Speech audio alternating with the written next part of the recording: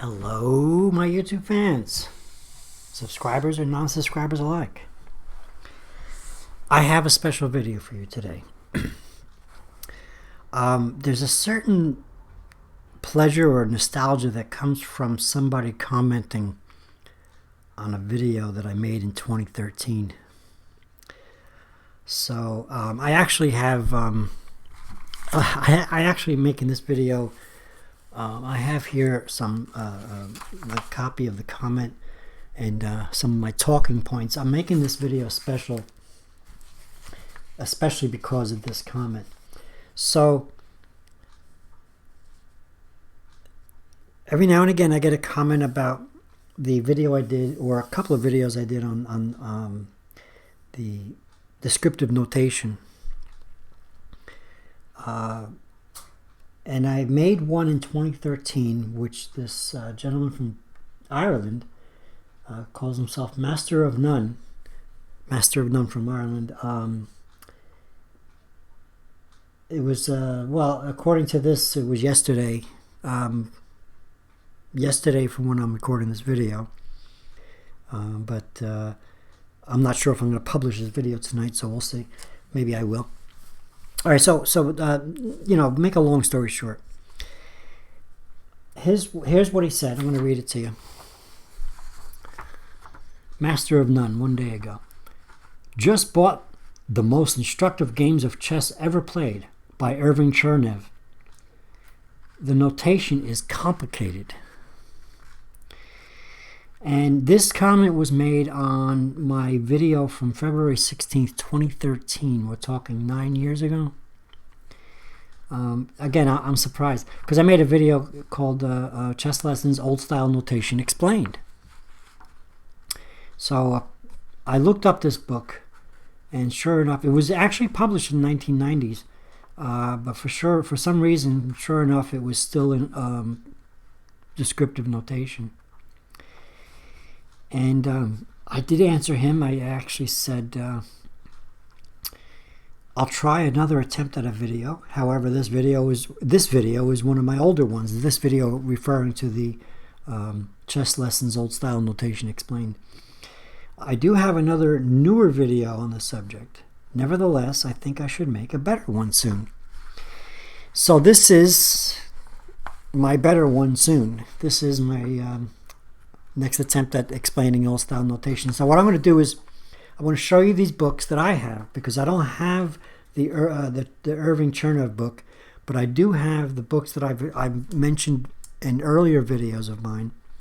That's these, which I have both the old and new versions of, which I want to talk to you about right now a little bit too. So I got my talking points here. And it says, my talking points say, read the comment of the Master of None, which is what I just did. Talk about the age of the video and things like that. So, okay, so I'm going to flow into the Fred Reinfeldt books. Again, I want to thank Master of None for making this comment on this video, because it actually gave me a good idea for a video, which I'm doing right now. So, I have, as many of you have seen my older video, my not too old videos, my somewhat recent videos on the Fred Reinfeldt books. And you know I'm using Fred Reinfeldt on my latest videos on in the new playlist of mine, the Chess Puzzles and Games. And I want to give you a little background on why I have these chess books from Fred Reinfeldt. So here's a story behind this. And I actually said this in my first video about the Chess Reinfeldt book, but I'm going to make it more descriptive this time. This book here, as you can see, I covered it in brown paper and taped the remainder of the sleeve that was on the book to the paper. Because I found, when I found this book in a shelf somewhere in the house, I realized that it was a kind of an heirloom. My father had used this book throughout my childhood playing chess, And it was unfortunate that he played more with my older brother Michael, who, by the way, just recently passed away, and not me so much. But nevertheless, it was kind of a family heirloom.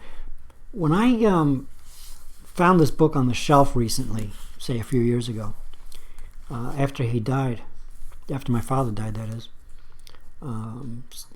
several years ago. He died at 93 years old. I realized that this book was published in 1959. Actually, the original edition, I'm going to open up the book to the publishing page. And I'm going to tell you the significance of the year 1959. Copyright 53, 54, 55, 56, 57, and 59. I was born in 1959. So it occurred to me that the possibility was that he might have bought this book sometime around the time I was born. It's also possible that he bought it when Michael was born. It's hard to say. Michael is 3 years older than me. Excuse me. So he was born in 57, which there's also the copyright here of 57. Nevertheless, the binder was falling apart. The binding was falling apart. Let me just get that in there. This here was I glued this. I actually glued this. Pages were falling out. So I originally had fixed it with tape and stuff like that. I don't know if you can see that tape. I can try to get it to shine in here. You can see the shininess of the tape here. I originally started to try and tape it and everything like that, but I finally ended up gluing the binding back together with some kids glue, and that seemed to have worked. So what I wanted to do was I wanted the same book in a algebraic notation format. I looked it up, and sure enough, they had it. Now, as you know, on my other videos, I use other Fred Reinfeld books, which I bought at the same time as these. So what I had just done tonight was, in preparation for this video, I took sort of a random page and photocopied, using my printer, I photocopied a section from my father's book, and then I went to the same section, different pages. the newer book is page 49, and my father's book is page 98 and 99. So I photocopied, using my printer, the same section, the same lesson from the books. The newer one being in algebraic notation, and the older one being in descriptive notation. The algebraic notation they use in the newer book is what they call figurine notation. You can see, I don't know, can you see it? Actually, I'll bring it up to the camera. You should be able to see that they have literally pictures of the pieces, bishops and knights and things like that. I don't know if you can actually see it or not. I'll hold it up here longer. I'm a little bit away from the screen. I can see the paper on the screen, but I can't see close enough. I'm too far away from the computer to actually see what I'm trying to point out here. But in any case, so that's the difference. Now, I got to tell you, I wish the newer book was more like this one. This one, it's descriptive notation, but as you can see, it's nicely side by side. Black, white. White, black. There, whites move, blacks move. Whites move, blacks move.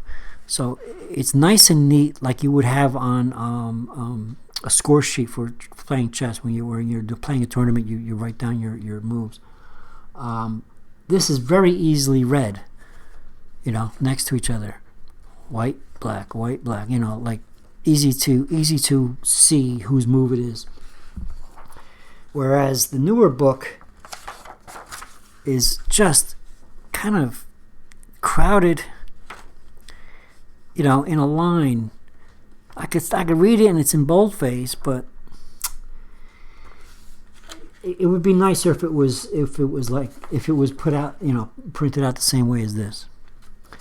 Nevertheless, there it is. And what we're going to do tonight is I'm going to set up a chessboard. And again, this is just a random section. It comes from, as you know, as I mentioned in an earlier video, this book is set up in books. So it's book 1, book 2, book 3, and I mentioned that in my last chess video. So this comes from the 9 Bad Moves, you know, book 2 I think is 9 Bad Moves. And I read them side by side and I made sure that they were the same, and they in fact are the same. Almost, I think, word for word, with the difference of being algebraic notation versus the old-fashioned descriptive notation. Excuse me. Excuse me. I quit smoking and I got this leftover cough. So I want to again reiterate that I want to thank Master of None from Ireland, no less. So I am very pleased that my old videos are making it to Ireland, and I just want to go ahead and make this third, I guess it's third by now, instructive video about descriptive notation. And even from my newer video, I was kind of sloppy on it, and it is confusing. It is as Master of None says, complicated.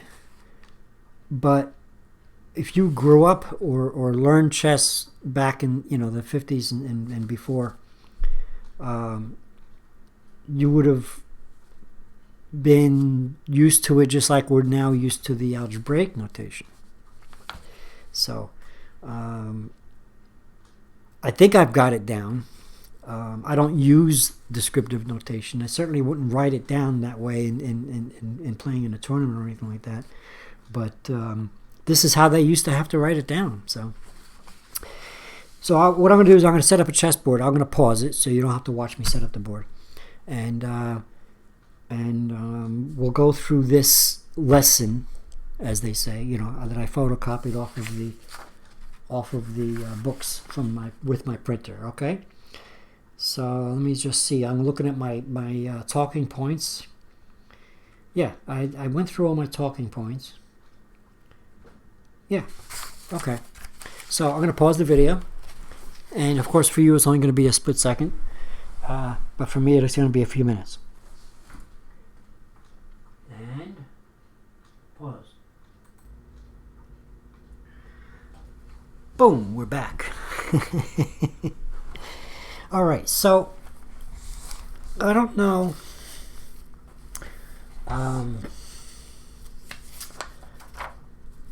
I don't know if Master of None, I don't know if you are saying that all the notation is difficult for you, or if you're just saying that the descriptive notation is difficult. I imagine it's just the descriptive, but just in case, and for maybe some of my newer viewers, I'll very quickly go over algebraic notation. So, as you can see, the letters A through H and numbers 1 through 8 are on the sides of the board here. So, for example, you know that this square is D5. This square is D4. You know, this square is F4. This square is F5. So it's, you know, A, B, C, D, E, F, G, H through 1 through 8. So these are the ranks 1 through 8, and these are the files A through H. Okay? So it's a matter of simply naming the square, naming the piece. So it would be, for example, knight C3. Okay? And when you're talking about pawns, you don't have to say pawn. You could just simply say the square, d4, e4, okay? So when the e-pawn openings, usually they go e4, e5, okay? Which is actually what we're going to do right now, because this is the Roy Lopez, I could talk, I do it all the time. The Roy Lopez is what this is in this lesson. I think I better take a little sip of my drink. Okay. All right, so on these, the descriptive notation, this is the lesson here is how pawn advances allow line opening. And this is the Roy Lopez, okay? I'm not going to actually get into so much. I might read some of the print, but mainly this is about comparing descriptive notation with algebraic notation. So let me see if you can see. You can't really see me off the screen here, but I'm going to go ahead and read this. This says the descriptive notation is pawn to king 4, pawn to king 4. Okay, let me show that to you. It's yeah, here.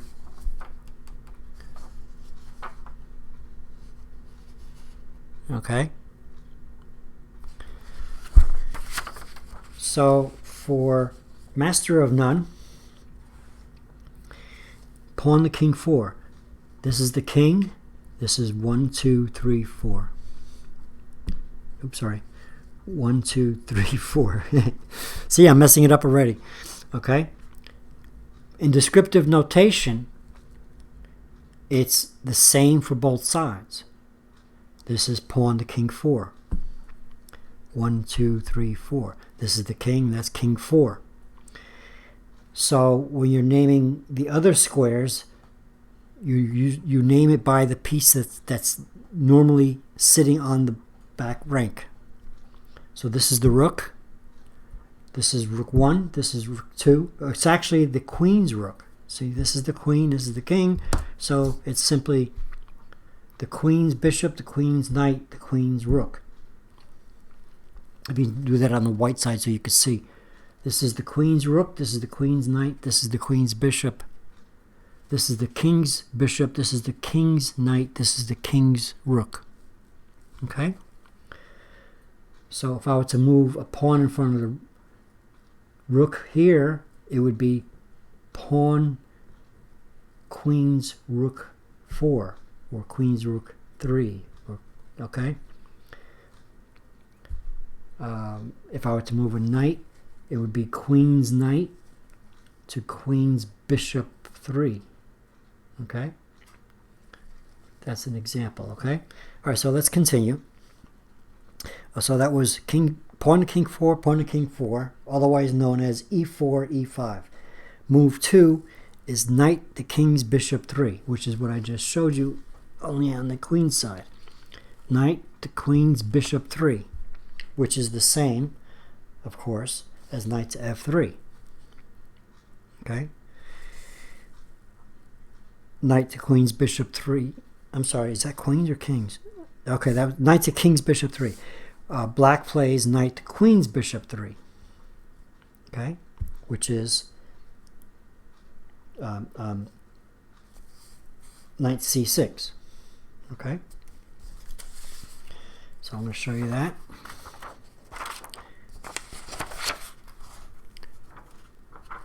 Okay, I'm going to try to show you that without dropping the paper. Okay, it's here, where my finger is.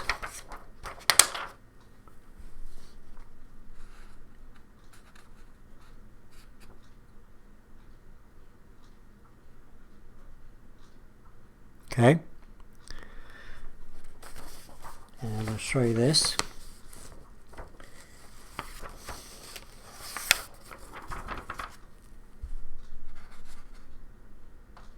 Okay. Again, this is the same lesson out of both books. The translation, as I like to call it, was verbatim.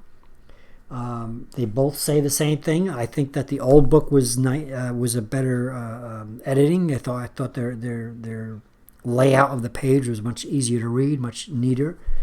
Nevertheless, it is literally verbatim.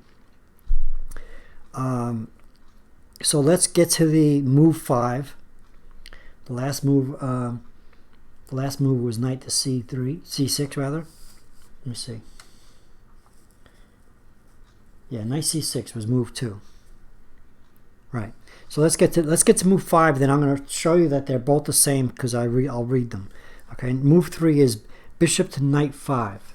Okay. The only bishop that can move is this one right now. This is knight 5. 1, 2, 3, 4, 5. Which is to say, knight c6. I mean, excuse me. Which is to say bishop b5. Oh boy, I'm really messing this up. You know, if you weren't confused before, after you listen to my video, you're going to be really confused. I'm sorry. I'm only being sarcastic against myself. Anyway, so that's bishop b5. As you can see, this is b, and this is 1, 2, 3, 4, 5. Okay, and the numbers are right there. And in descriptive notation, it's bishop to knight 5. Now, they don't have to say queen's knight 5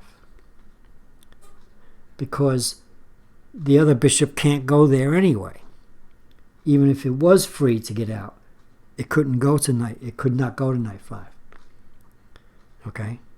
Well, actually, I'm sorry. It could have if it was open. This could have reached knight 5. Okay. I'm sorry, wrong button. Essentially, it doesn't have to be mentioned because the other bishop can't get out. Okay? So it's simply understood. You could say bishop to queen's knight 5. But in order to make the writing a little short-handed a little bit, to shorten it up a bit, it's completely understood that that's the only bishop that can reach knight 5 at the moment. So if that confused you, I don't know about the book you've got. I don't know if that's mentioning every single move like that or not. This one does not. Okay. So move 3 for black is knight to bishop 3. It's obviously this one because the other knight is already there. Again, they don't mention it this time. Before they mentioned knight to queen's bishop 3. Here, actually, let me show you that. So this one is understood. So to make you see that, I'm going to put my finger above move 2, and you can see on move 3. Let me see if I can get that to. Okay. My finger's above it. I don't know if it's visible. I can't really see the screen that well because I'm a little bit far from it. Okay, so as you can see on move 2, it says knight to queen's bishop 3. But on move 3, it says simply knight to bishop 3. Because it's understood that the other knight's already on bishop 3. So the only knight left to move there is the king's bishop. So we don't have to say king's bishop. You could, but it's more writing. Especially if you're playing in a tournament, you need to write, the rules are you have to write down your moves up to so many moves or so much time on the clock. I forget exactly how it works. You want to shorthand it a little bit. You want to be able to write a little less. Excuse me. All right. Excuse me. I'm going to pause it for a second. Okay, that's better. Sorry about that. So yeah, and again, the move 3 for black in algebraic notation is simply knight f6. Okay, obviously you could see, I guess you can see these numbers in here. I'm not sure, I can't really see the screen, but I think you can see them. That's f6, right? Knight f6. So if you didn't know algebraic notation, there it is for you too. But I have a feeling that you were talking specifically of the descriptive notation. Okay, let's move on a little bit more. Move 4 is pawn queen 3. Okay, which is of course simply d3. And black's move is also pawn queen 3. Okay, so in descriptive notation, again, I know I've said this, but I want to strengthen your understanding to make it easy. In other words, you can remember it easy by repeating it. You get to know it like the back of your hand. In descriptive notation, it's the same for both sides. Pawn to queen 3, pawn to queen 3. Of course, in algebraic notation, this is d3 and this is d6. Okay? Move 5 is pawn to bishop 3. Now, again, they're not saying queen's bishop 3 because the king's pawn can't move because the knight's in the way. So it's understood pawn bishop 3 has to be this one. Okay? And to check to make sure I'm actually correct on that, move 5.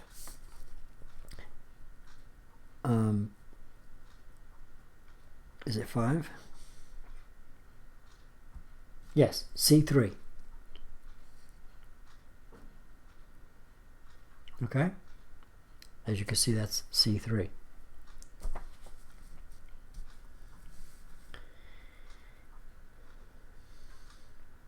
Okay?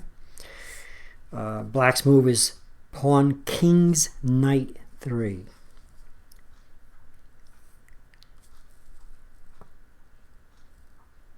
Right.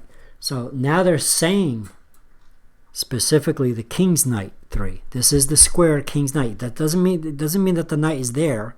It's just this is the square. The name of the square is the king's knight. Okay? That's what you have to remember. It's not where the piece is now. It's naming the square. This is the king's knight. This is the king's rook square. This is the king's bishop square. This is the king square. This is the queen square. This is the can you see that on camera?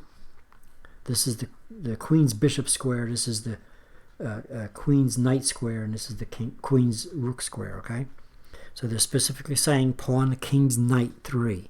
All right, and that's pawn to queen's knight 3. And of course, in algebraic notation, that would be g6. Okay. Am I going too slow? Am I going too fast? I don't know. I'm trying to do this in a careful, if I make a mistake, I want to make sure I correct myself, and I want to do it slowly. Okay, so just to show you that the books are, other than the fact that the print and the editing is, I think, better in the old book than in the new book. It is the same book, and I'm going to read to you what it says here on both. This is after move 5 on both of them. Let's see, is this yeah, right? Yeah. And this is it here on this on the algebraic notation down here.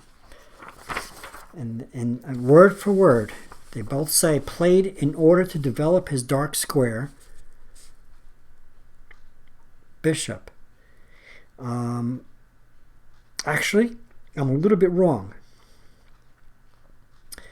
because the old book says played in order to develop his king bishop. So that's the same thing.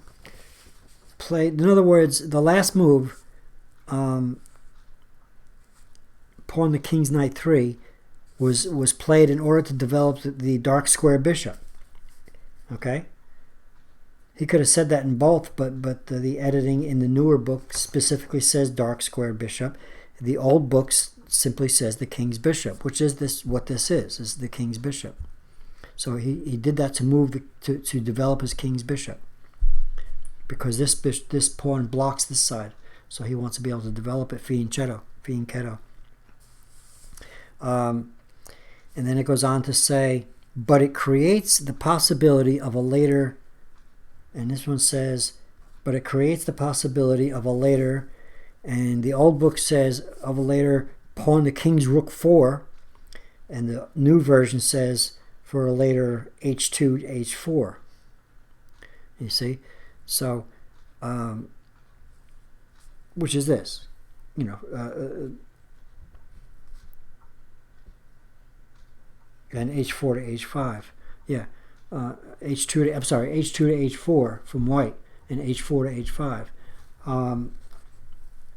And the old version, it says,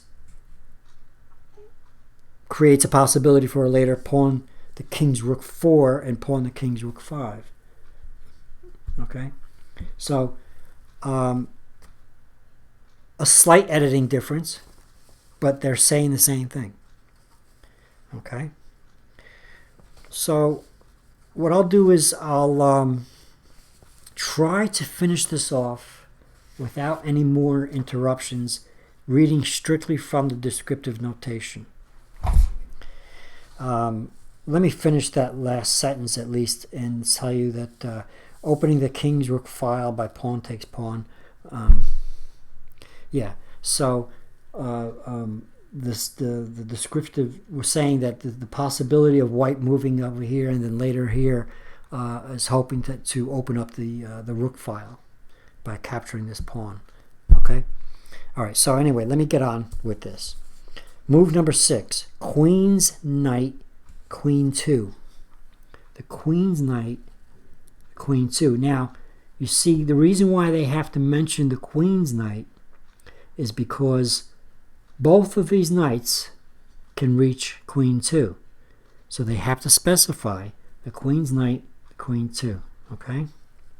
And just to double check that,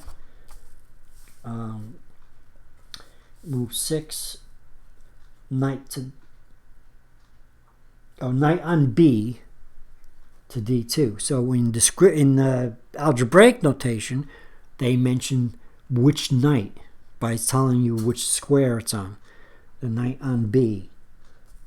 Okay, so it's NB D2 is what it says. Okay, actually it's a picture of a knight on B to D2. So okay, so Queen's Knight to Queen 2. Black's move is Bishop to Knight 2, and the only one that could do that is this one at the moment. That's a fianchetto. I used to like to say fianchetto. They tell me that I'm pronouncing it wrong. Move 7, Knight to Bishop 1. Knight to Bishop 1. Oh, okay. The only one that could do that is this one. And quickly double check that. Knight F1, yes. Okay. Black castles. And in algebraic notation, they use a 00, like 0-0 for kingside castle. Obviously, you can't castle queenside anyway. But in the descriptive notation version, it says simply castles. It actually spells out the word castles. Move number 8, Bishop to Rook 4. So that would have to be this one.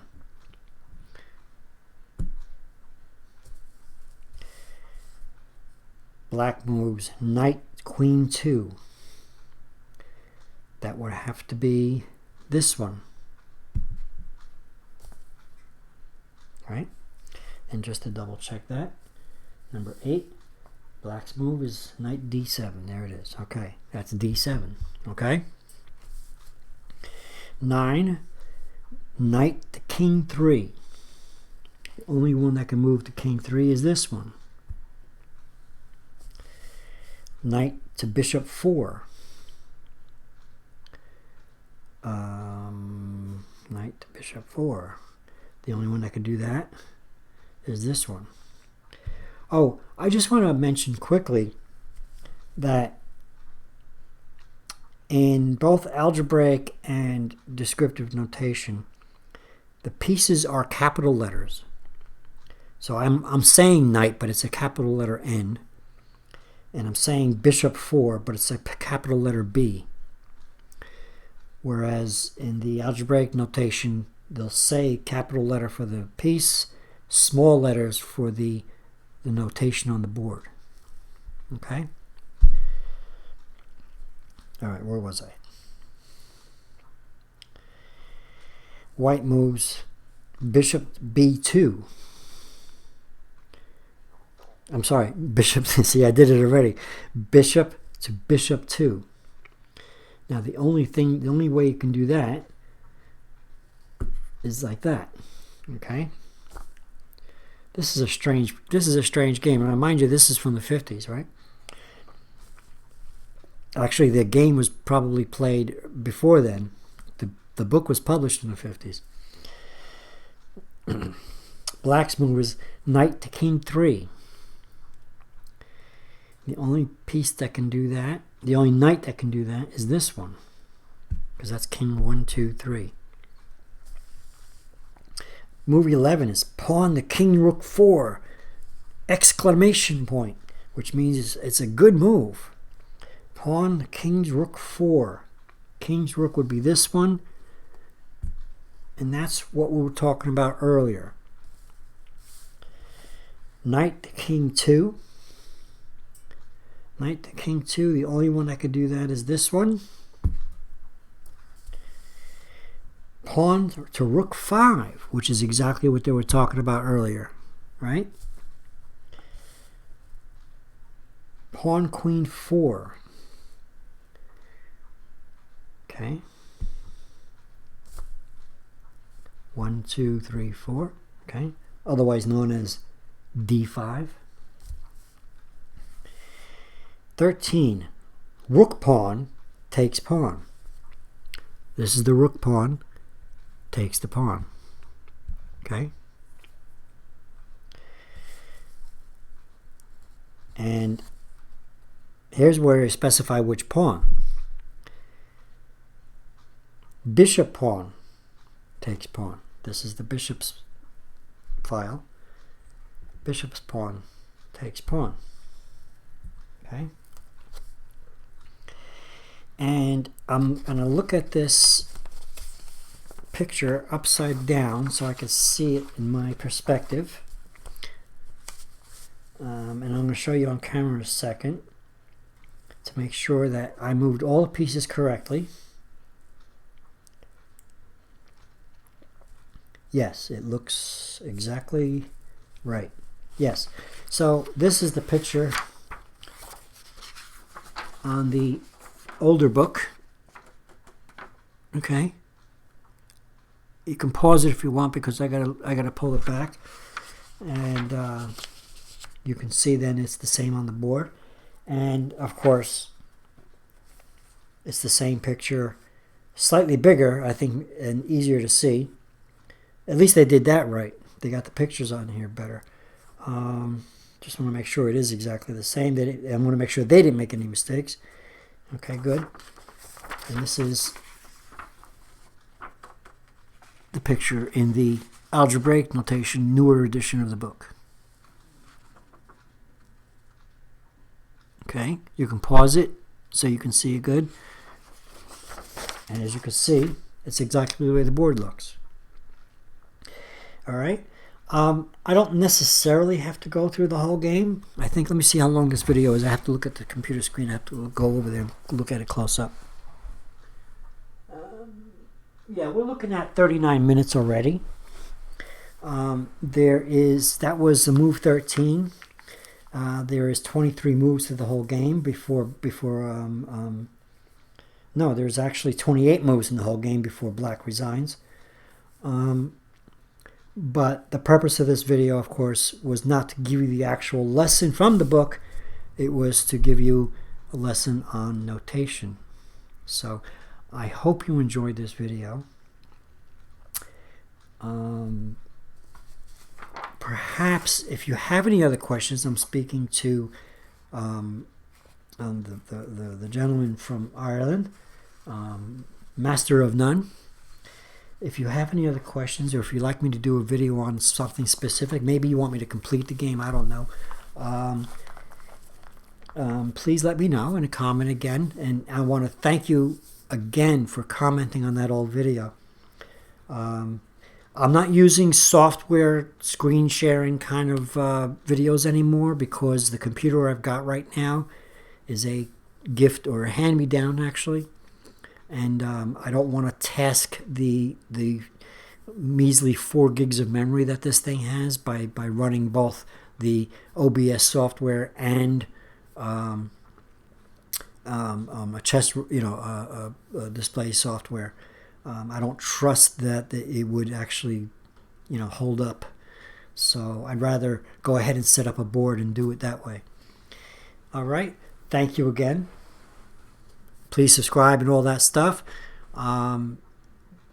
Visit my channel again. You'll see that the new playlist, there's 2 playlists. Actually, the older playlist is How to Play Chess. And I usually put these videos in both. And the newest playlist is something I just created recently, is chess puzzles and games. Okay? Thanks again. Please subscribe and all that stuff. And